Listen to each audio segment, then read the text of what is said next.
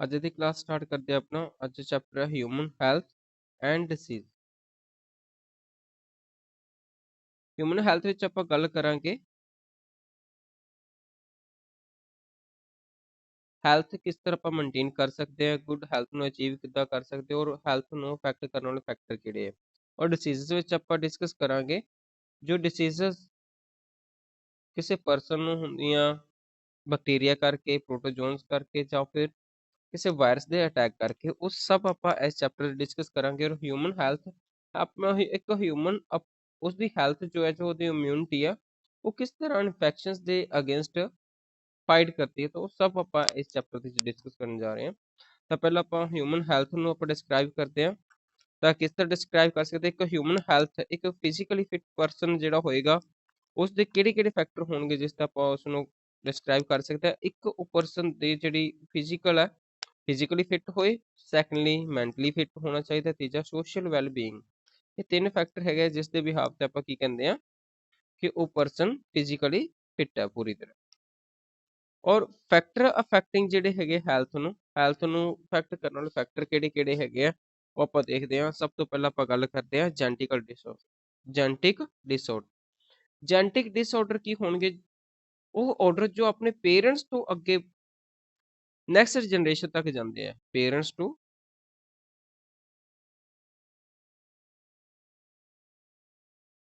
Next generation. Parents ਤੋਂ ਅਗਰ next generation ਤੱਕ ਜੋ ਆਰਡਰ ਜਾਣਗੇ, ਡਿਸਆਰਡਰ ਜਾਣਗੇ, ਤਾਂ ਉਸ ਨੂੰ ਆਪਾਂ ਕੀ ਕਹਿ ਦਿੱਤਾ? Genetic disorder. ਇਨਫੈਕਸ਼ਨਸ ਕੀ ਹੁੰਦੀਆਂ? ਜੋ ਆਪਣੇ ਕਿਸੇ ਇਹ ਕਿਤੇ ਕਰਕੇ ਹੋ ਸਕਦੇ, ਬੈਕਟੀਰੀਆ ਕਰਕੇ ਵੀ ਹੋ ਸਕਦੀਆਂ, ਵਾਇਰਸ ਕਰਕੇ ਵੀ ਹੋ ਸਕਦੀਆਂ, ਜਾਂ ਫਿਰ ਪ੍ਰੋਟੋਜੋਨਸ ਕਰਕੇ ਵੀ ਹੋ ਸਕਦੀਆਂ। ਤਾਂ ਇਹ ਜੋ ਇਨਫੈਕਸ਼ਨਸ ਹੈਗੀਆਂ, ਇਸ ਦੇ ਅਗੇਂਸਟ ਕਿੱਦਾਂ ਬੋਡੀ ਫਾਈਟ ਕਰਦੀ ਆ। ਇਹ ਵਾਲੇ ਜਿਹੜੀਆਂ ਇਨਫੈਕਸ਼ਨਸ ਹੈਗੀਆਂ ਬੈਕਟੀਰੀਆ ਕਰਕੇ ਹੋਣ ਵਾਲੀਆਂ, ਵਾਇਰਸ ਜਾਂ ਪ੍ਰੋਟੋਜੋਨਸ ਕਰਕੇ ਹੋਣ ਵਾਲੀਆਂ, ਤਾਂ ਇਹ ਵੀ ਆਪਣੀ ਹੈਲਥ ਨੂੰ ਕੀ ਕਰਦੀਆਂ? ਅਫੈਕਟ ਕਰਦੀਆਂ। ਤਾਂ ਥਰਡ ਆ ਲਾਈਫ ਸਟਾਈਲ ਦੇ ਵਿੱਚ ਕੀ ਹੋਏਗਾ? ਜੋ ਆਪਣੀ ਲਾਈਫ ਹੈ, ਲਾਈਫ ਸਪੈਨ ਦੇ ਵਿੱਚ ਆਪਾਂ ਕਿਸ ਤਰ੍ਹਾਂ ਤੇ ਆਪਾਂ ਰੂਟੀਨ ਨੂੰ ਫੋਲੋ ਕਰ ਰਹੇ, ਕਿੱਦਾਂ ਦਾ ਆਪਣਾ ਫੂਡ ਹੈ, ਵਾਟਰ ਕਿੱਦਾਂ ਆਪਾਂ ਲੈ ਰਹੇ ਹਾਂ, ਰੈਸਟ, ਐਕਸਰਸਾਈਜ਼, ਜੋ ਵੀ ਆਪਣੇ ਡੇਲੀ ਲਾਈਫ ਦਾ ਰੂਟੀਨ ਹੈ, ਉਹ ਸਾਰਾ ਵੀ ਕੀ ਕਰੇਗਾ? ਆਪਣੀ ਇੱਕ ਹੈਲਥ ਨੂੰ ਅਫੈਕਟ ਕਰੇਗਾ। ਅਗਰ ਆਪਣਾ ਰੂਟੀਨ ਬਿਲਕੁਲ ਸਹੀ ਹੈ, ਪਰਫੈਕਟਲੀ ਸੈੱਟ ਹੈ, ਤਾਂ ਫਿਰ ਇੱਕ ਹੈਲਥ ਜੋ ਹੋਏਗੀ ਉਹ ਵੀ ਬਿਲਕੁਲ ਸਹੀ ਰਹੇਗੀ ਉੱਥੋਂ। ਸੈਕਿੰਡ ਹੈ ਗੁੱਡ ਹੈਲਥ ਨੂੰ ਕਿੱਦਾਂ ਅਚੀਵ ਕਰਿਆ ਜਾ ਸਕਦਾ, ਤੇ ਇਸ ਲਈ ਕੀ ਚਾਹੀਦਾ ਆਪਾਂ ਨੂੰ? ਗੁੱਡ ਹੈਲਥ ਲਈ ਬੈਲੈਂਸ ਡਾਈਟ, ਪਰਸਨਲ ਹਾਈਜਨ,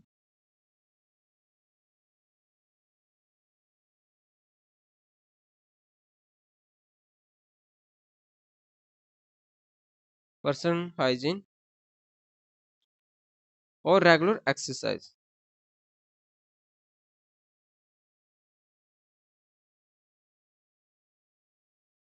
ਇਹ ਜਿਹੜੇ ਫੈਕਟਰ ਹੈਗੇ ਆ, ਅਗਰ ਆਪਾਂ ਆਪਣੀ ਲਾਈਫ ਦੇ ਵਿੱਚ ਅਗਰ ਇਹ ਅਪਣਾਉਂਦੇ ਆ, ਤਾਂ ਇਸ ਨਾਲ ਕੀ ਹੋਏਗਾ? ਆਪਾਂ ਇੱਕ ਚੰਗੀ ਸਿਹਤ ਬਣਾ ਸਕਦੇ ਹਾਂ, ਆਪਣੀ ਇੱਕ ਗੁੱਡ ਹੈਲਥ ਨੂੰ ਅਚੀਵ ਕਰ ਸਕਦੇ ਹਾਂ। ਤਾਂ ਇਸ ਲਈ ਆਪਣੇ ਜੋ ਖਾਣਾ ਆਪਣਾ ਉਹ ਇੱਕ ਬੈਲੈਂਸ ਡਾਈਟ ਵਾਲਾ ਹੋਣਾ ਚਾਹੀਦਾ, ਜਿਸ ਦੇ ਵਿੱਚ ਕਾਰਬੋਹਾਈਡਰੇਟ, ਪ੍ਰੋਟੀਨ, ਫੈਟ, ਵਿਟਾਮਿਨਸ, ਸਾਰੀਆਂ ਚੀਜ਼ਾਂ ਕੀ ਹੋਣ ਉਹਦੇ ਵਿੱਚ ਇੱਕ ਸਹੀ ਪ੍ਰਪੋਰਸ਼ਨ ਦੇ ਵਿੱਚ ਹੋਣ। ਤਾਂ ਫਿਰ ਆਪਾਂ ਕੀ ਕਹਿ ਦਿਆਂਗੇ ਕਿ ਉਹ ਆਪਣੀ ਬੈਲੈਂਸ ਡਾਈਟ ਹੈ। ਪਰਸਨਲ ਹਾਈਜੀਨ, ਆਪਣੇ ਸਾਫ ਸਫਾਈ ਰੱਖਣਾ ਔਰ ਰੈਗੂਲਰ ਐਕਸਰਸਾਈਜ਼ ਕਰਦੇ ਰਹਿਣਾ, ਤਾਂ ਇਸ ਨਾਲ ਕੀ ਹੋਏਗਾ? ਇੱਕ ਚੰਗੀ ਜਾਂ ਗੁੱਡ ਹੈਲਥ ਨੂੰ ਆਪਾਂ ਮੇਨਟੇਨ ਕਰ ਸਕਦੇ ਹਾਂ। ਨੈਕਸਟ ਹੈ ਵਾਟ ਇਜ਼ ਡਿਸੀਜ਼। ਡਿਸੀਜ਼ ਦੋ ਤਰ੍ਹਾਂ ਦੀ ਹੈ, ਇੱਕ ਕਿਹੜੇ ਵਾਲੀ ਹੈ? ਇਨਫੈਕਸ਼ੀਅਸ, ਔਰ ਨੰਬਰ 2 ਤੇ ਕਿਹੜੇ ਵਾਲੀ ਆ? ਨॉन ਇਨਫੈਕਸ਼ੀਅਸ। ਇਨਫੈਕਸ਼ੀਅਸ ਦੇ ਵਿੱਚ ਕਿਹੜੀ ਹੋਏਗੀ? ਜਿਹੜੀ ਟ੍ਰਾਂਸਮਿਟ ਹੋਏਗੀ ਇੱਕ ਪਰਸਨ ਤੋਂ, ਟ੍ਰਾਂਸਮਿਟਰ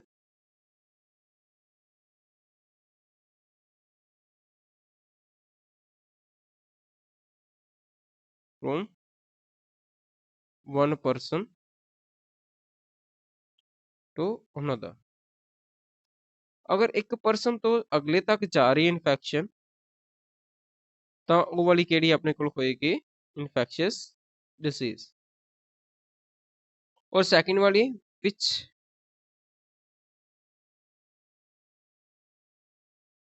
do not pass transmit from one person to another, तो ਉਹ ਵਾਲੀ ਕਿਹੜੀ ਹੋਏਗੀ ਨॉन ਇਨਫੈਕशियस। ਤਾਂ ਇਨਫੈਕशियस ਡਿਸੀਜ਼ ਦੇ ਵਿੱਚ ਆਪਾਂ ਐਗਜ਼ਾਮਪਲ ਕਰਦੇ ਹਾਂ ਏਡਸ। ਏਡਸ ਕੀ ਹੁੰਦੀ, ਇੱਕ ਪਰਸਨ ਤੋਂ ਸੈਕਿੰਡ ਪਰਸਨ ਤੱਕ ਕੀ ਹੋਏਗੀ, ਪਾਸ ਹੁੰਦੀ ਹੈ ਡਿਸੀਜ਼, ਟ੍ਰਾਂਸਮਿਟ ਹੁੰਦੀ ਹੈ ਵਨ ਪਰਸਨ ਟੂ ਅਨਦਰ। ਤਾਂ ਇਹ ਇੱਕ ਐਗਜ਼ਾਮਪਲ ਹੈ ਕਿਹਦੇ ਵਾਲੇ ਦੀ, ਇਨਫੈਕशियस ਡਿਸੀਜ਼ ਦੀ। ਔਰ ਕੈਂਸਰ, ਕੈਂਸਰ ਕਿਹਦੀ ਐਗਜ਼ਾਮਪਲ ਆਪਣੇ ਕੋਲ, ਨॉन ਇਨਫੈਕशियस ਦੀ, ਕਿਉਂਕਿ ਕੈਂਸਰ ਕਿਸੇ ਇੱਕ ਪਰਸਨ ਤੋਂ ਸੈਕਿੰਡ ਤੱਕ ਟ੍ਰਾਂਸਮਿਟ ਨਹੀਂ ਹੁੰਦੇ, ਤਾਂ ਇਹ ਕਿਹਦੀ ਐਗਜ਼ਾਮਪਲ ਹੈ, ਨॉन ਇਨਫੈਕशियस ਡਿਸੀਜ਼ ਦੀ। ਔਰ ਕੈਂਸਰ ਹੋਣ ਦਾ ਕਾਰਨ ਆਪਣੇ ਕੋਲ ਆਪਣੇ ਲਾਈਫ ਸਟਾਈਲ ਜੋ ਆਪਾਂ ਫੂਡ ਖਾ ਰਹੇ ਹਾਂ ਉਸ ਤੋਂ ਹੋ ਸਕਦਾ ਹੈ, ਜਾਂ ਫਿਰ ਕਿਸੇ ਹੋਰ ਕਾਰਨਾਂ ਕਰਕੇ ਵੀ ਹੋ ਸਕਦਾ। ਤਾਂ ਨੈਕਸਟ ਡਰਗ ਅਲਕੋਹਲ ਅਬਿਊਜ਼, ਇਹ ਵੀ ਇੱਕ ਤਰ੍ਹਾਂ ਨॉन ਇਨਫੈਕशियस ਹੀ ਹੈ, ਜੋ ਜਿਸ ਦੇ ਕਾਰਨ ਆਪਾਂ ਨੂੰ ਇਫੈਕਟ ਹੁੰਦਾ ਹੈ।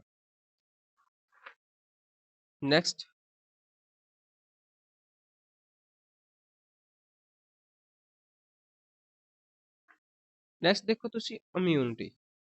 ਇਮਿਊਨਿਟੀ ਦੀ ਪਹਿਲਾਂ ਡੈਫੀਨੇਸ਼ਨ ਦੱਸਦੇ ਹਾਂ ਤੁਹਾਨੂੰ। ਇਮਿਊਨਿਟੀ ਹੁੰਦਾ ਕੀ ਹੈ, ਕਿਸੇ ਵੀ ਪਰਸਨ ਦੇ ਡਿਸੀਜ਼ ਜਾਂ ਫਿਰ ਡਿਸੀਜ਼ ਕਾਜ਼ਿੰਗ ਆਰਗੇਨਿਜ਼ਮ ਦੇ ਅਗੇਂਸਟ ਲੜਨ ਦੀ ਜੋ ਕੈਪੇਬਿਲਿਟੀ ਹੈ, ਉਹੀ ਉਸ ਪਰਸਨ ਦੀ ਇਮਿਊਨਿਟੀ ਕਹਾਏਗੀ। ਇਮਿਊਨਿਟੀ ਹੈ ਕੀ ਹੈ, ਕਿਸੇ ਇੰਡੀਵਿਜੂਅਲ ਜਾਂ ਕਿਸੇ ਪਰਸਨ ਦੇ ਮਾਈਕਰੋ ਡਿਸੀਜ਼ ਕਾਜ਼ਿੰਗ ਜਿਹੜੇ ਆਰਗੇਨਿਜ਼ਮ ਹੋਣਗੇ, ਮਾਈਕਰੋ ਆਰਗੇਨਿਜ਼ਮ, ਉਹਨਾਂ ਦੇ ਅਗੇਂਸਟ ਫਾਈਟ ਕਰਨ ਦੀ ਜੋ ਕੈਪੇਬਿਲਿਟੀ ਹੋਏਗੀ ਪਰਸਨ ਦੀ, ਉਸ ਪਰਸਨ ਦਾ ਇਮਿਊਨ ਸਿਸਟਮ ਹੋਏਗਾ, ਜਾਂ ਫਿਰ ਆਪਾਂ ਇਮਿਊਨਿਟੀ ਕਹਿ ਦਿੰਦੇ ਹਾਂ। ਇਹ ਫਰਦਰ ਦੋ ਤਰ੍ਹਾਂ ਦੀ ਹੈ, ਇੱਕ ਇਨੇਟ ਇਮਿਊਨਿਟੀ ਜਾਂ ਕੋਜੈਨੀਟਲ ਕਹਿ ਸਕਦੇ ਹਾਂ, ਔਰ ਨॉन ਸਪੈਸੀਫਿਕ ਵੀ ਇਹਦਾ ਨਾਮ ਹੀ ਹੈ। ਔਰ ਇਹ ਕਿਹੜੇ ਵਾਲੀ ਇਮਿਊਨਿਟੀ ਹੈ, ਜੋ ਆਪਾਂ ਨੂੰ ਬਾਏ ਬਰਥ ਮਿਲੇਗੀ। ਕਿਹੜੇ ਵਾਲੀ ਬਾਏ ਬਰਥ। ਤੇ ਜਿਹੜੀ ਅਕਵਾਇਰਡ ਹੈ, ਇਹ ਬੋਡੀ ਬਾਅਦ ਵਿੱਚ ਕਰੇਗੀ। ਇੱਕ ਕਿੱਦਾਂ ਅਕਵਾਇਰ ਕਰੇਗੀ, ਕਿਸੇ ਇਨਫੈਕਸ਼ਨ ਤੋਂ ਬਾਅਦ ਵਿੱਚ ਡਿਵੈਲਪ ਹੋ ਸਕਦੀ ਹੈ। ਇਨਫੈਕਸ਼ਨਸ ਤੋਂ ਡਿਵੈਲਪ ਹੋ ਸਕਦੀ ਹੈ ਕਿ ਫਸਟ ਟਾਈਮ ਇਨਫੈਕਸ਼ਨ ਹੋ ਗਏ, ਸੈਕਿੰਡ ਟਾਈਮ ਕੀ ਕਰੇਗੀ ਬੋਡੀ, ਉਸ ਫਸਟ ਟਾਈਮ ਜੋ ਹੋਈ ਇਨਫੈਕਸ਼ਨ, ਉਸ ਵਕਤ ਕੀ ਹੋਏਗਾ, ਇਹ ਐਂਟੀਬॉडी ਬਣਾ ਲੇਗੀ। ਜੋ ਇਨਫੈਕਸ਼ਨਸ ਹੈ ਉਸ ਦੇ ਅਗੇਂਸਟ ਐਂਟੀਬॉडी ਬਣਾ ਕੇ ਰੱਖ ਲੇਗੀ। ਔਰ ਸੈਕਿੰਡ ਟਾਈਮ ਜਦੋਂ ਵੀ ਉਸ ਇਨਫੈਕਸ਼ਨਸ ਦਾ ਜੋ ਵੀ ਕੌਜ਼ ਸੀ, ਅਗਰ ਉਸ ਟਾਈਪ ਦਾ ਕੋਈ ਬੈਕਟੀਰੀਆ ਜਾਂ ਕੋਈ ਮਾਈਕਰੋ ਆਰਗੇਨਿਜ਼ਮ ਅਗਰ ਫਿਰ ਤੋਂ ਐਂਟਰ ਕਰਦਾ ਬੋਡੀ ਦੇ ਅੰਦਰ, ਤਾਂ ਜੋ ਪਹਿਲਾਂ ਤੋਂ ਪ੍ਰੀਪੇਅਰਡ ਪਈ ਹੋਈ ਐਂਟੀਬॉडी ਉਸ ਬੈਕਟੀਰੀਆ ਜਾਂ ਵਾਇਰਸ ਦੇ ਅਗੇਂਸਟ ਕੀ ਕਰੇਗੀ, ਫਾਈਟ ਕਰੇਗੀ, ਔਰ ਵਾਪਸ ਤੋਂ ਉਹ ਵਾਲੀ ਚੀਜ਼ ਨੂੰ, ਜੋ ਉਸ ਇਨਫੈਕਸ਼ਨ ਨੂੰ ਨਹੀਂ ਹੋਣ ਦੇਗੀ। ਤਾਂ ਉਹ ਵਾਲੀ ਕਿਹੜੀ ਹੋਗੀ, ਅਕਵਾਇਰਡ। ਕਦੋਂ ਹੋਈ ਸੀ, ਜਦੋਂ ਆਪਣੀ ਬੋਡੀ ਇਨਫੈਕਸ਼ਨਸ ਦੇ ਤੋਂ ਗੁਜ਼ਰ ਚੁੱਕੀ ਹੈ। ਇਨਫੈਕਸ਼ਨਸ ਹੋਈ ਆਪਣੀ ਬੋਡੀ ਦੇ ਅੰਦਰ, ਤਾਂ ਉਸ ਇਨਫੈਕਸ਼ਨ ਦੇ ਅਗੇਂਸਟ ਬੋਡੀ ਨੇ ਐਂਟੀਬॉडी ਬਣਾ ਕੇ ਰੱਖ ਲਈ। ਸੈਕਿੰਡ ਟਾਈਮ ਉਹ ਇਨਫੈਕਸ਼ਨਸ ਨਹੀਂ ਹੋਣ ਦੇਗੀ। ਔਰ ਇਸ ਚੀਜ਼ ਨੂੰ ਆਪਾਂ ਅਡੈਪਟਿਵ ਵੀ ਕਹਿ ਸਕਦੇ ਹਾਂ, ਸਪੈਸੀਫਿਕ ਵੀ ਕਹਿ ਸਕਦੇ ਹਾਂ, ਕਿਉਂਕਿ ਹਰੇਕ ਇਨਫੈਕਸ਼ਨਸ ਦੇ ਅਗੇਂਸਟ ਜੋ ਐਂਟੀਬॉडी ਹੋਏਗੀ ਉਹ ਸਪੈਸੀਫਿਕ ਹੋਏਗੀ। ਤਾਂ ਇਸ ਲਈ ਇਸ ਨੂੰ ਅਕਵਾਇਰਡ ਇਮਿਊਨਿਟੀ ਜਿਹੜੀ ਹੈਗੀ ਉਹ ਸਪੈਸੀਫਿਕ ਵੀ ਹੈ, ਅਡੈਪਟਿਵ ਹੈ, ਕਿਉਂਕਿ ਆਪਣੀ ਬੋਡੀ ਨੇ ਬਾਅਦ ਵਿੱਚ ਅਡੈਪਟਿਵ ਕਰਿਆ। ਔਰ ਇਨੇਟ, ਕੋਜੈਂਟਲ ਜਾਂ ਫਿਰ ਨॉन ਸਪੈਸੀਫਿਕ ਇਮਿਊਨਿਟੀ, ਇਹ ਆਪਾਂ ਦੇਖਦੇ ਹਾਂ, ਵਨ ਬਾਏ ਵਨ ਡਿਸਕਸ ਕਰਾਂਗੇ ਕਿ ਇਹਦੇ ਵਿੱਚ ਇਨੇਟ ਇਮਿਊਨਿਟੀ ਜਿਹੜੀ ਆ ਉਹ ਕਿਹੜੇ ਫੈਕਟਰ ਤੇ ਡਿਪੈਂਡ ਕਰਦੀ ਹੈ। ਤਾਂ ਆਪਾਂ ਦੇਖਦੇ ਹਾਂ, ਸਭ ਤੋਂ ਪਹਿਲਾਂ ਗੱਲ ਕਰਦੇ ਹਾਂ ਇਨੇਟ ਇਮਿਊਨਿਟੀ। ਇਮਿਊਨਿਟੀ ਦੇ ਵਿੱਚ ਕਿਹੜੇ ਵਾਲੀ ਹੈ, ਇਨੇਟ, ਜੋ ਆਪਾਂ ਨੂੰ ਕੀ ਹੈ, ਬਾਏ ਬਰਥ ਆਪਾਂ ਨੂੰ ਮਿਲਿਆ, ਬਾਏ ਬਰਥ। ਤਾਂ ਇਹਦੇ ਵਿੱਚ ਕੀ ਹੈ, ਇੱਕ ਫਿਜ਼ੀਕਲ ਬੈਰੀਅਰ ਹੋਏਗਾ, ਫਿਜ਼ੀਓਲੋਜੀਕਲ ਬੈਰੀਅਰ, थर्ड है सेलुलर लेवल, फोर्थ है साइटोकाइनिन, और फिफ्थ है इन्फ्लामेशन। ਤਾਂ ਇਹ ਪੰਜ ਬੈਰੀਅਰ ਜਿਹੜੇ ਹੋਣਗੇ ਇਹ ਬਾਈ ਬਰਥ ਹੀ ਆਪਣੇ ਅੰਦਰ ਅਵੇਲੇਬਲ ਹੋਣਗੇ। ਤਾਂ ਅਗਰ ਕੋਈ ਵੀ micro organism, disease causing micro organism enter ਕਰਦਾ, ਤਾਂ ਇਸ ਬੈਰੀਅਰ ਦੇ ਵਿੱਚੋਂ ਹੀ ਪਾਸ ਹੋ ਕੇ ਜਾਣਾ ਉਸਨੇ। ਤਾਂ ਪਹਿਲਾ ਬੈਰੀਅਰ ਕਿਹੜੇ ਵਾਲਾ ਹੋਏਗਾ, ਫਿਜ਼ੀਕਲ ਬੈਰੀਅਰ। ਪਹਿਲੀ ਗੱਲ ਤਾਂ ਕਿ ਇੱਥੇ ਫਿਜ਼ੀਕਲ ਬੈਰੀਅਰ ਤੇ ਹੀ ਉਸ ਨੂੰ ਕੀ ਹੋਏਗਾ, ਖਤਮ ਹੋ ਜਾਏਗਾ। ਅਗਰ ਇਸ ਤੋਂ ਬਾਅਦ ਸੈਕਿੰਡ ਲੈਵਲ ਤੱਕ ਪਹੁੰਚਦਾ, ਤਾਂ ਆਪਣੇ ਕੋਲ ਕੀ ਹੋਏਗਾ, ਇੱਥੇ ਵੀ ਉਸ ਮਾਈਕਰੋ ਆਰਗੇਨਿਜ਼ਮ ਨੂੰ ਖਤਮ ਕਰਨ ਦੀ ਕੈਪੇਬਿਲਿਟੀ ਹੋਏਗੀ। ਅਗਰ ਇੱਥੋਂ ਵੀ ਅਗਰ ਬਚ ਜਾਂਦਾ, ਇੰਨਾ ਸਟਰੋਂਗ ਹੈ, ਤਾਂ ਫਿਰ ਥਰਡ ਲੈਵਲ ਕਿਹੜੇ ਵਾਲਾ ਹੈ, ਸੈਲੂਲਰ ਬੈਰੀਅਰ ਹੋਏਗਾ। ਅਗਰ ਇੱਥੋਂ ਵੀ ਬਚ ਜਾਏਗਾ, ਤਾਂ ਫਿਰ ਨੈਕਸਟ ਹੈ ਸਾਈਟੋਕਾਈਨਿਨ, ਔਰ ਲਾਸਟ ਤੇ ਫਿਰ ਹੋਏਗਾ ਇਨਫਲਾਮੇਸ਼ਨ। ਦੇਖੋ ਜਦੋਂ ਇੰਨੇ ਸਾਰੇ ਬੈਰੀਅਰ ਅਗਰ ਕੋਈ ਡਿਸੀਜ਼ ਕੌਜ਼ਿੰਗ ਆਰਗੇਨਿਜ਼ਮ ਕਰਦਾ ਤਾਂ ਲਾਸਟ ਤੇ ਕਿਹੜੇ ਵਾਲਾ ਰਹਿੰਦਾ, ਇਨਫਲਾਮੇਸ਼ਨ ਹੋਏਗਾ, ਤਾਂ ਫਿਰ ਉਸ ਜਗ੍ਹਾ ਤੇ ਜਾ ਕੇ ਆਪਣੇ ਜਿਹੜੀ ਬੋਡੀ ਦੀ ਇਮਿਊਨਿਟੀ ਆ ਉਹ ਫਾਈਟ ਕਰੇਗੀ। ਇੰਨੇ ਸਾਰੇ ਕਿਸੇ ਵੀ ਡਿਸੀਜ਼ ਕੌਜ਼ਿੰਗ ਆਰਗੇਨਿਜ਼ਮ ਲਈ ਇੰਨੇ ਬੈਰੀਅਰ ਹੈ, ਤਾਂ ਇੰਨੇ ਬੈਰੀਅਰ ਦੇ ਵਿੱਚੋਂ ਹੀ ਗੁਜ਼ਰ ਕੇ ਉਹ ਨੈਕਸਟ ਇਨਫੈਕਸ਼ਨਸ ਕਰ ਪਾਏਗਾ। ਅਦਰਵਾਈਜ਼ ਇਹ ਬੈਰੀਅਰ ਦੇ ਵਿੱਚ ਕਿਤੇ ਨਾ ਕਿਤੇ ਉਸ ਦਾ ਪਹਿਲਾਂ ਤੋਂ ਹੀ ਉਸ ਨੂੰ ਕਿਲ ਕਰ ਦਿੱਤਾ ਜਾਏਗਾ। ਤਾਂ ਸੈਕਿੰਡ ਆਪਣੇ ਕੋਲ ਅਕਵਾਇਰਡ ਆਪਣੇ ਕੋਲ ਦੋ ਤਰ੍ਹਾਂ ਦੀ ਹੈ, ਐਕਟਿਵ ਔਰ ਪੈਸਿਵ। ਐਕਟਿਵ ਹੋ ਗਿਆ ਜੋ ਬੋਡੀ ਆਪਣੇ ਆਪ ਤੋਂ ਹੀ ਪ੍ਰਪੇਅਰ ਕਰ ਰਹੀ ਹੈ। ਐਕਟਿਵ ਕਿਹੜੇ ਵਾਲੀ ਹੈ, ਬੋਡੀ ਆਪਣੇ ਆਪ ਤੋਂ ਪ੍ਰਪੇਅਰ ਕਰੇਗੀ। ਕਿਸ ਤਰ੍ਹਾਂ ਕਰੇਗੀ, ਇੱਕ ਕੀ ਆ ਨੈਚੁਰਲ ਇਨਫੈਕਸ਼ਨਸ ਕਰਕੇ ਹੋਗੇ, develop due to natural infections. ਜਿੱਦਾਂ ਆਪਾਂ ਕਹਿ ਦਿੱਤਾ ਸਮਾਲ ਪੌਕਸ ਨਿਕਲ ਜਾਂਦੇ ਆ, ਸਮਾਲ ਪੌਕਸ ਜਾਂ ਫਿਰ ਚਿਕਨ ਪੌਕਸ ਹੋ ਜਾਂਦਾ, ਚਿਕਨ ਪੌਕਸ। ਸਮਾਲ ਪੌਕਸ ਜਾਂ ਚਿਕਨ ਪੌਕਸ ਜਦੋਂ ਹੋਏਗਾ ਤਾਂ ਆਪਣੀ ਬੋਡੀ ਕੀ ਕਰੇਗੀ, ਫਸਟ ਟਾਈਮ ਤਾਂ ਇਨਫੈਕਸ਼ਨ ਹੋਗੀ, ਲੇਕਿਨ ਉਸ ਵਕਤ ਕੀ ਕਰੇਗੀ, ਇਸ ਦੇ ਅਗੇਂਸਟ ਬੋਡੀ ਨੇ ਡਿਵੈਲਪ ਕਰ ਲਈ ਐਂਟੀਬੋਡੀ।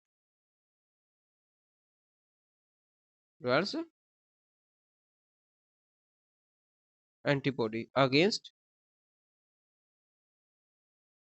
ਸਮਾਲ ਪੌਕਸ ਜਾਂ ਫਿਰ ਚਿਕਨ ਪੌਕਸ। ਤਾਂ ਇੱਕ ਵਾਰ ਇਨਫੈਕਸ਼ਨ ਹੋ ਗਈ, ਉਸ ਵਕਤ ਕੀ ਕਰਿਆ ਬੋਡੀ ਨੇ, ਉਸ ਦੇ ਅਗੇਂਸਟ ਐਂਟੀਬੋਡੀ ਡਿਵੈਲਪ ਕਰ ਲਈ। ਹੁਣ ਸੈਕੰਡ ਟਾਈਮ ਜਦੋਂ ਵੀ ਸਮਾਲ ਪੌਕਸ ਜਾਂ ਚਿਕਨ ਪੌਕਸ ਕੌਜ਼ਿੰਗ ਆਰਗੇਨਿਜ਼ਮ ਜਦੋਂ ਵੀ ਬੋਡੀ ਤੇ ਅਟੈਕ ਕਰੇਗਾ, ਤਾਂ ਐਂਟੀਬੋਡੀ ਕੀ ਕਰੇਗੀ, ਜੋ ਡਿਵੈਲਪ ਹੋ ਚੁੱਕੀ ਹੈ ਨੈਚੁਰਲ ਇਨਫੈਕਸ਼ਨਸ ਤੋਂ, ਉਹ ਪ੍ਰੋਟੈਕਟ ਕਰੇਗੀ ਉਸ ਇਨਫੈਕਸ਼ਨ ਨੂੰ ਦੁਬਾਰਾ ਹੋਣ ਤੋਂ। ਤਾਂ ਇਹ ਵਾਲੀ ਕਿਹੜੀ ਹੋਗੀ, ਐਕਟਿਵ, ਜੋ ਨੈਚੁਰਲ ਇਨਫੈਕਸ਼ਨਸ ਕਰਕੇ ਹੋਈ ਹੈ। ਹੁਣ ਸੈਕਿੰਡ ਆਪਾਂ ਗੱਲ ਕਰਦੇ ਹਾਂ ਐਕਟਿਵ ਦੇ ਵਿੱਚ ਆਰਟੀਫਿਸ਼ਲੀ ਕੀ ਹੋਏਗਾ, ਜਿੱਦਾਂ ਆਪਾਂ ਬਾਈ ਬਰਥ ਜੋ ਵੈਕਸੀਨੇਸ਼ਨ ਕਰੀ ਜਾਂਦੀ ਹੈ, ਤਾਂ ਉਹ ਵੈਕਸੀਨੇਸ਼ਨ ਕੀ ਕਰੀ ਜਾਂਦੀ ਹੈ, ਇਸ ਦੇ ਵਿੱਚ ਡੈਡ ਜਾਂ ਫਿਰ ਵੀਕਨ, ਡੈਡ ਔਰ ਕੀ ਹੁੰਦਾ ਵੀਕਨ,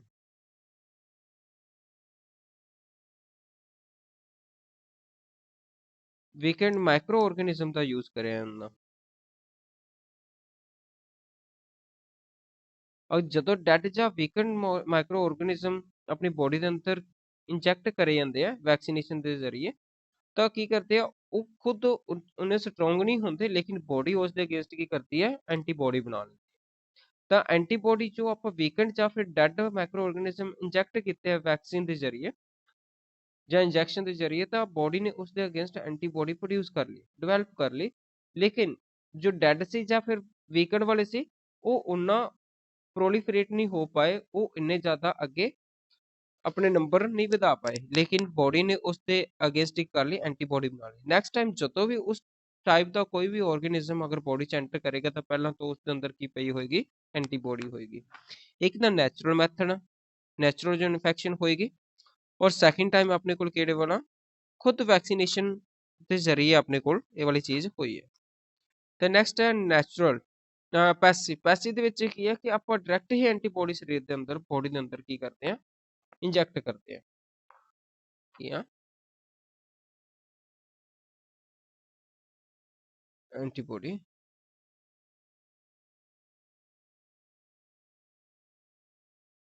ਟੂ ਦੇ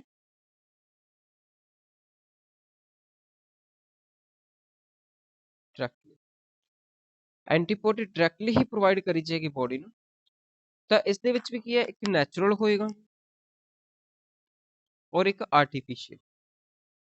ਨੈਚੁਰਲ ਦੇ ਵਿੱਚ ਕੀ ਆ, ਇਹ ਆਪਣੇ ਕੋਲ ਜਿਹੜੀ ਐਕਵਾਇਰਡ ਹੈ, ਇਹ ਪੈਸਿਵ ਦੇ ਵਿੱਚ ਆਏਗੀ, ਕਿਉਂਕਿ ਆਪਾਂ ਐਂਟੀਬੋਡੀ prepared ਐਂਟੀਬੋਡੀ ਦੇ ਰਹੇ ਹਾਂ, prepared antibody provide to the body directly, prepared ਕਰੀ ਹੋਈ ਐਂਟੀਬੋਡੀ। ਬਾਕੀਆਂ ਦੇ ਵਿੱਚ ਕੀ ਹੋਈ ਸੀ, ਆਪਣਾ ਬੋਡੀ ਨੇ ਖੁਦ ਪ੍ਰਪੇਅਰ ਕਰੀ ਸੀ, ਲੇਕਿਨ ਇਹ ਕੀ ਆ, ਪ੍ਰਪੇਅਰ ਕਰੀ ਹੋਈ ਹੀ ਐਂਟੀਬੋਡੀ ਕਿਤੇ ਜਾ ਰਹੀ ਹੈ, ਡਾਇਰੈਕਟ ਬੋਡੀ ਨੂੰ ਇੰਜੈਕਟ ਕਰੀ ਜਾ ਰਹੀ ਹੈ। ਕਿੱਦਾਂ ਕਰੀ ਜਾ ਰਹੀ ਹੈ, ਸਭ ਤੋਂ ਪਹਿਲਾਂ ਆਪਾਂ ਗੱਲ ਕਰਦੇ ਹਾਂ ਨੈਚੁਰਲ, ਜੋ ਪੈਸਿਵ ਵਿੱਚ ਵੀ ਨੈਚੁਰਲ ਹੈ। ਨੈਚੁਰਲ ਕਿੱਦਾਂ ਹੋਏਗਾ, ਇੱਕ ਤਾਂ ਮਦਰ ਜੋ ਹੈ, ਜਦੋਂ ਬੇਬੀ ਡਿਵੈਲਪ ਹੋ ਰਿਹਾ, ਤੇ ਪਲੇਜ਼ੈਂਟਾ ਦੇ ਥਰੂ ਕੀ ਹੋਏਗਾ, ਜੋ ਡਿਵੈਲਪਿੰਗ ਐਮਬ੍ਰੀਓ ਹੋਏਗਾ ਉਹਦੇ ਤੱਕ ਕੀ ਪਹੁੰਚੇਗੀ, ਆਈਜੀਜੀ। ਇਹ ਪੁੱਛਿਆ ਜਾ ਸਕਦਾ ਪਲੇਜ਼ੈਂਟਾ ਦੇ ਵਿੱਚੋਂ ਪਾਸ ਕਰਨ ਵਾਲੀ ਜਿਹੜੀ ਐਂਟੀਬੋਡੀ ਆ ਉਹ ਕਿਹੜੇ ਵਾਲੀ ਹੈਗੀ ਹੈ, ਆਈਜੀਜੀ।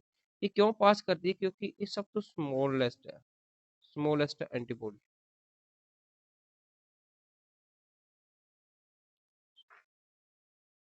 ਸਮੋਲੈਸਟ ਨਹੀਂ ਕਹਿੰਦੇ, ਕਿ ਇਹ ਏਦਾਂ ਦੀ ਐਂਟੀਬੋਡੀ ਜੋ ਪਲੇਜ਼ੈਂਟਾ ਦੇ ਵਿੱਚੋਂ ਪਾਸ ਕਰ ਜਾਂਦੀ ਹੈ, ਤਾਂ ਇਸ ਲਈ ਪਲੇਜ਼ੈਂਟਾ ਦੇ ਵਿੱਚ ਜਦੋਂ ਪਾਸ ਕਰੇਗੀ ਤਾਂ ਇਹ ਬੋਡੀ ਕਿੱਥੇ ਤੱਕ ਪਹੁੰਚੇਗੀ, ਮਦਰ ਤੋਂ ਐਂਬਰੀਓ ਤੱਕ ਇਹ ਐਂਟੀਬੋਡੀ ਮਿਲੇਗੀ।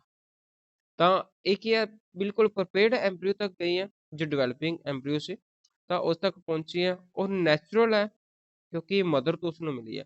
ਤੇ ਸੈਕਿੰਡ ਹੈ IgA, ਇਹ ਨੈਚੁਰਲ ਹੈ ਲੇਕਿਨ ਇਹ ਵੀ ਬੇਬੀ ਤੱਕ ਪਹੁੰਚੇਗੀ ਕਦੋਂ, ਜਦੋਂ ਬੱਚਾ ਕੀ ਕਰੇਗਾ, ਮਿਲਕ ਫੀਡਿੰਗ ਕਰੇਗਾ ਤਾਂ ਉਸ ਵਕਤ ਕੀ ਹੋਏਗਾ, ਜੋ ਫਸਟ 5 ਡੇਜ਼ ਤੱਕ ਦਾ ਜਿਹੜਾ ਮਿਲਕ ਹੁੰਦਾ, ਮਦਰ ਮਿਲਕ ਹੋਏਗਾ ਆਫਟਰ ਪ੍ਰੈਗਨੈਂਸੀ ਜਾਂ ਡਿਲੀਵਰੀ, ਤਾਂ ਡਿਲੀਵਰੀ ਤੋਂ ਬਾਅਦ ਵਿੱਚ ਜਿਹੜੇ ਆਪਣੇ ਕੋਲ ਫਸਟ 5 ਡੇਜ਼ ਵਾਲਾ ਜੋ ਮਿਲਕ ਹੋਏਗਾ ਉਸ ਦੇ ਵਿੱਚ ਕੋਲੇਸਟ੍ਰੋਮ ਹੁੰਦਾ, ਤਾਂ ਕੋਲੇਸਟ੍ਰੋਮ ਦੇ ਵਿੱਚ ਕਿਹੜੇ ਵਾਲੀ ਐਂਟੀਬੋਡੀ ਪਾਈ ਜਾਂਦੀ ਹੈ, IgA।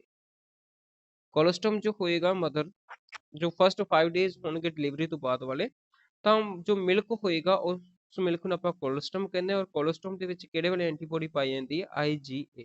ਕੁਐਸਚਨ ਪੁੱਛਿਆ ਜਾ ਸਕਦਾ ਕਿ ਕੋਲੇਸਟ੍ਰੋਮ ਦੇ ਵਿੱਚ ਕਿਹੜੇ ਵਾਲੀ ਐਂਟੀਬੋਡੀ ਹੈ, ਤਾਂ IgA, ਔਰ ਪਲੇਜ਼ੈਂਟਾ ਦੇ ਥਰੂ ਜੋ ਪਾਸ ਕਰਕੇ ਐਂਬਰੀਓ ਤੱਕ ਜਾਂਦੀ ਹੈ IgG।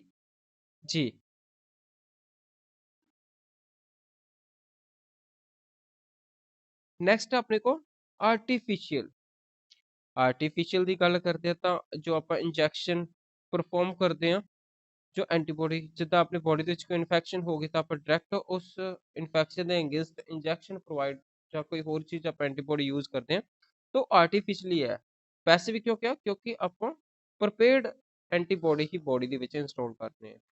ਤਾਂ ਇਹ ਸੀ ਆਪਣੇ ਕੋਲ ਡਿਫਰੈਂਸ ਇਨੇਟ ਔਰ ਅਕਵਾਇਰਡ ਦੋ ਤਰ੍ਹਾਂ ਦੀ, ਐਕਟਿਵ ਜੋ ਬੋਡੀ ਖੁਦ ਪ੍ਰਪੇਅਰ ਕਰੇਗੀ, ਔਰ ਪੈਸਿਵ ਜੋ ਬਿਲਕੁਲ ਪ੍ਰਪੇਅਰਡ ਮਿਲਦੀ ਹੈ। ਐਕਟਿਵ ਵੀ ਦੋ ਤਰ੍ਹਾਂ ਦੀ, ਇੱਕ ਨੈਚੁਰਲੀ ਡਿਵੈਲਪ ਹੋਏਗੀ, ਇੱਕ ਆਰਟੀਫਿਸ਼ਲੀ ਜੋ ਆਪਾਂ ਖੁਦ ਇੰਡਿਊਸ ਕਰਾ ਰਹੇ ਹਾਂ, ਲੇਕਿਨ ਬੋਡੀ ਆਪਣੇ ਆਪ ਤੋਂ ਹੀ ਇਹ ਕਰੇਗੀ ਪ੍ਰਪੇਅਰ।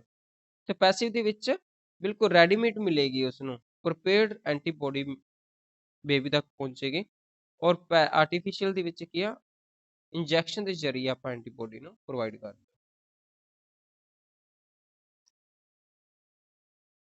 ਨੈਕਸਟ ਇਨੇਟ ਇਮਿਊਨਿਟੀ ਦੀ ਜੋ ਬੈਰੀਅਰ ਕਰੇ ਆਪਾਂ, ਪਹਿਲਾਂ ਸਭ ਤੋਂ ਪਹਿਲਾਂ ਗੱਲ ਕਰਦੇ ਹਾਂ ਫਿਜ਼ੀਕਲ ਬੈਰੀਅਰ। ਫਿਜ਼ੀਕਲ ਜਾਂ ਫਿਰ ਨੋਟਮਿਕਲ ਬੈਰੀਅਰ। ਨੋਟਮਿਕਲ ਬੈਰੀਅਰ ਫਿਜ਼ੀਕਲੀ ਕਿਉਂ ਕਹਿੰਦੇ ਆ, ਕਿਉਂਕਿ ਜੋ ਵੀ ਮਾਈਕਰੋ ਆਰਗੇਨਿਜ਼ਮ ਉਹ ਸਕਿਨ ਤੋਂ ਹੀ ਸਟਾਰਟ ਹੋਏਗਾ, ਤਾਂ ਸਕਿਨ ਆਪਣੀ ਕਿਹੜੇ ਵਾਲੀ ਹੈਗੀ ਆ, ਸਕਿਨ ਬੈਰੀਅਰ ਜਿਹੜਾ ਹੈ ਉਹ ਸਭ ਤੋਂ ਪਹਿਲਾ ਬੈਰੀਅਰ ਹੋਏਗਾ ਜਿੱਥੋਂ ਕੋਈ ਵੀ ਮਾਈਕਰੋ ਆਰਗੇਨਿਜ਼ਮ, ਵਾਇਰਸ ਜਾਂ ਬੈਕਟੀਰੀਆ ਐਂਟਰੀ ਕਰੇਗਾ। ਤਾਂ ਜੋ ਆਪਣੀ ਸਕਿਨ ਹੈ, ਸਕਿਨ ਦੀ ਲੇਅਰ ਜਿਹੜੀ ਆਟੋਮੋਸਟ ਹੁੰਦੀ ਉਹ ਡੈਡ ਹੁੰਦੀ, ਤਾਂ ਇਸ ਨੂੰ ਆਪਾਂ ਕੀ ਕਹਿੰਦੇ ਆ, ਸਟ੍ਰੈਟਮ ਕੋਰਨੀਅਮ। ਇਹ ਡੈਡ ਹੋਣ ਕਰਕੇ ਮਾਈਕਰੋ ਆਰਗੇਨਿਜ਼ਮ ਜਾਂ ਕੋਈ ਵੀ ਬੈਕਟੀਰੀਆ ਇਸ ਤੇ ਗਰੋ ਨਹੀਂ ਕਰ ਪਾਉਂਦਾ, ਔਰ ਇਹਦੀ ਪੀਐਚ ਵੀ ਕੀ ਹੋਏਗੀ, ਹਾਈ ਹੁੰਦੀ ਹੈ, ਜੋ ਕਿ ਉਸ ਬੈਕਟੀਰੀਆ ਨੂੰ ਖਤਮ ਕਰ ਸਕਦੀ ਹੈ। ਇਹ ਆਪਣੇ ਕੋਲ ਫਿਜ਼ੀਕਲ ਬੈਰੀਅਰ ਦੇ ਵਿੱਚ ਕੀ ਆਏਗਾ, ਆਪਣਾ ਸਕਿਨ ਔਰ ਮਿਊਕੋਜ਼ਾ। ਸਕਿਨ ਤੇ ਮਿਊਕੋਜ਼ਾ ਇਹ ਦੋ ਤਰ੍ਹਾਂ ਦੇ ਫੈਕਟਰ ਹੋਣਗੇ ਜੋ ਫਿਜ਼ੀਕਲ ਬੈਰੀਅਰ ਦੇ ਵਿੱਚ ਆਣਗੇ। ਸਕਿਨ ਦੇ ਵਿੱਚ ਡੈਡ ਸਕਿਨ ਹੋਏਗੀ, ਮਾਈਕਰੋ ਆਰਗੇਨਿਜ਼ਮ ਗਰੋ ਨਹੀਂ ਕਰ ਪਾਣਗੇ, ਔਰ ਹਾਈ ਪੀਐਚ ਵੈਲਿਊ ਹੋਣ ਕਰਕੇ ਬੈਕਟੀਰੀਆ ਕੀ ਹੋ ਜਾਏਗਾ, ਖਤਮ ਹੋ ਜਾਏਗਾ।